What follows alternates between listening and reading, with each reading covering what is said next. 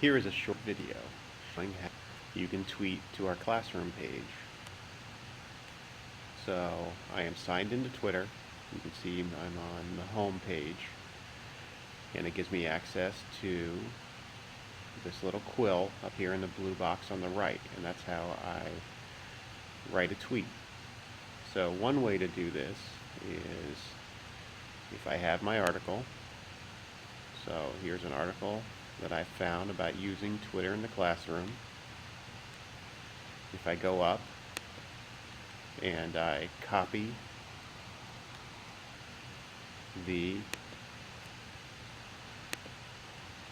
URL, and then I go back to Twitter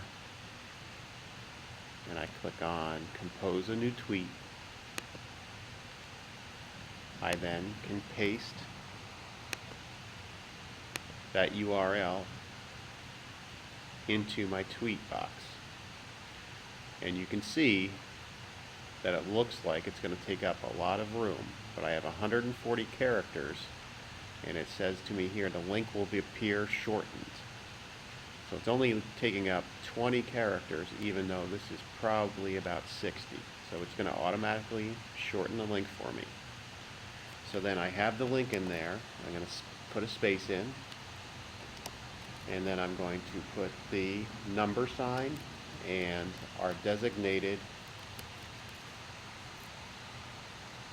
hashtag.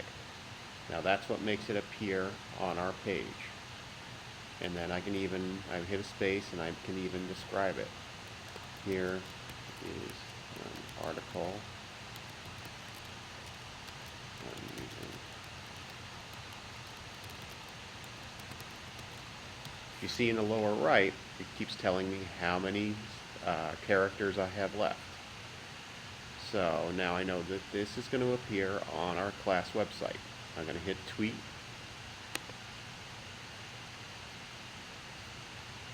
Okay, and then I'm going to show you another way to do this if you're in another type of site, and that's if I'm in the New York Times or some sort of magazine or other paper, and a lot of websites offer you the ability to do this. So here's an article in the New York Times about Twitter in the classroom.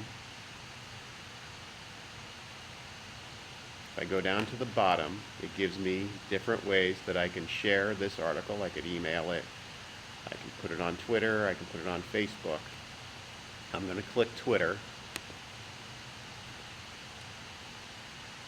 and it automatically makes a shortened link for me.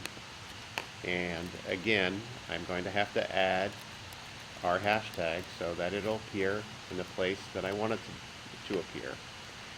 The first time you do this from New York Times or another publication, it's going to ask to connect with your Twitter account. So you're going to have your Twitter account already. So mine is already connected from the New York Times. So I'm going to hit tweet, and it automatically gave me a shortened link. Now if we go over to our class website, we can see about a minute ago this article was added to Twitter. That's the one article. And then they have the other one. We will look for it for a second. But these are scrolling, so eventually it'll come up. And that's how you add it to this website. They stay for about 7 days, and then they go away. And that's how we can keep refreshing this and have new information up here. And this is how you can add to the conversation as well.